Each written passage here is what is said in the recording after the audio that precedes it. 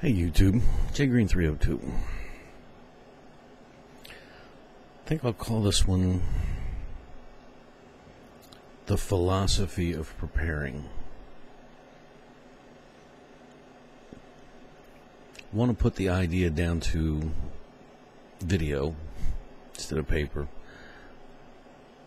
While it was in my head, it's the only way it'll get there, otherwise I'll forget about it in 20 minutes because I'll shift gears.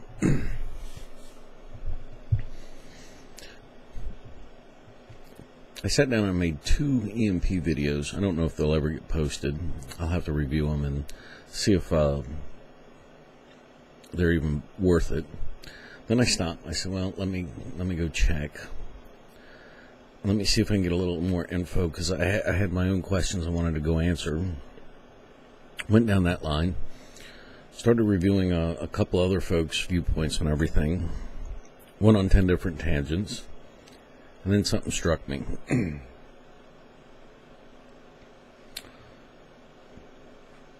I started noticing something that bothered me. And here it goes. So, I call this, in my world, rules versus guidelines. The rule is that you drive between the lines when you're driving down the road.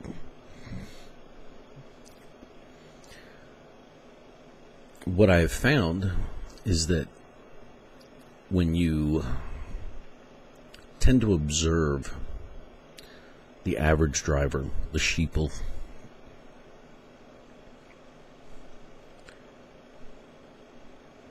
even in an emergency, their minds adhere to, I have to keep the car between the lines. And then they wonder why things went bad.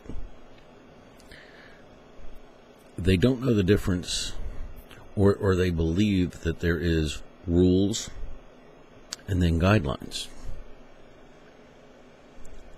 I don't. I think rules are guidelines,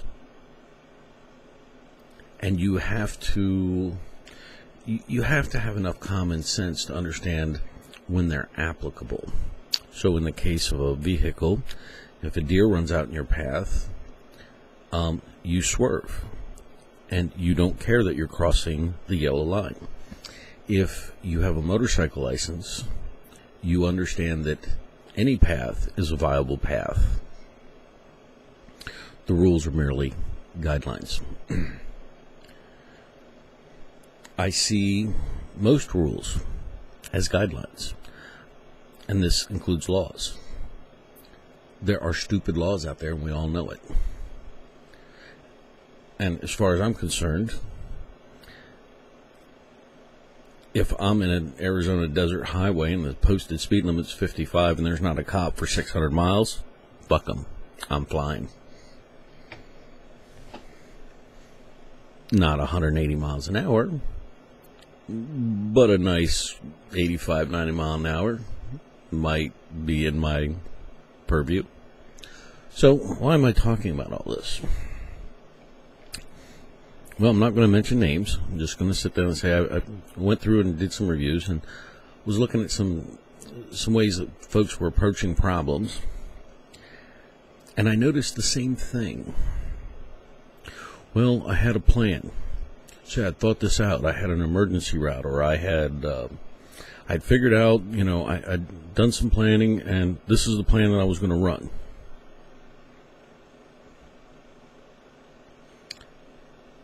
Not a bad thing. I'm not advocating that you don't plan. But when you pack everything based on that one plan, without factoring in that plan could change, is something that I see a lot of. And in the case that triggered this idea to do this video, the guy had a backup plan, which was good. Here's my point. As you approach what you're doing, you plan. You have contingency plans. You have an evac route. You have Whatever methods that you set up, you have them in. And this should be done. It's good, and I'm advocating this. This continue on. However, don't be like the sheeple drivers and assume that your plan is going to work. Build in flexibility. Allow for the unexpected. Assume that both plans are going to fail. The key is you can think on the fly. Give yourself resources, and allow yourself to have faith in your ability to adjust on the fly, and give yourself tools based on that are all geared down the path of your planning. Have basic plans in mind, but be ready to adjust. I know it seems like a little thing, but I catch the sheeple driver mentality even in a lot of the videos that I see. There's no absolutes in the world. There is no rules. There is no absolutes. There's no guarantees. And none of you can see into the future. You can only have options. And it's like playing with 15 billion numbers. And you think you're going to figure out the combination ahead of time? You're kidding yourself. I've been asked a lot of times, why didn't you do this? Why didn't you do that? Why didn't you do this? Because nothing I do is planned absolutely for one thing. It never is. It is a broadband, generalized approach geared for flexibility. You cannot sit down and prepare everything you're doing for an EMP blast. If you are, you're an idiot. If you plan everything for society breakdown, WROL, you're an idiot. Sorry. You don't know the form of the disaster. Ask the people in Japan. And I guess that's my point.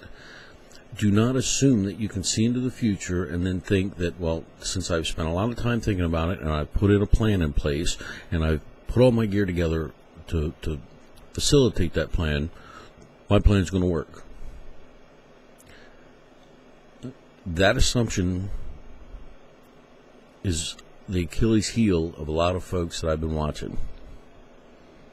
And I thought I'd just mention that and get you thinking along those terms. Take whatever plan you've got and throw a monkey wrench in it. And then see how well your plan holds up. At work, we have a little saying that there's no such thing as idiot-proof, because the moment you make it idiot-proof, life will show you there's a bigger and better idiot. That assumption will get you in trouble. So I apply the same thing to what we're doing. Take the biggest moron idiot that can screw up an iron ball and mix him in with your backup plan or your contingency plan or your prepping plan. And then review and ask yourself, how well does your plan hold up when the unexpected happens? And if you do it right and you're reasonable with your assessment, you'll really know how well your planning is. I just thought this was really worth mentioning because I keep seeing it. I wanted to bring it up and get you thinking about it. Flexibility, adaptability. Improvise, adapt, and overcome. Hoorah. Thanks for watching.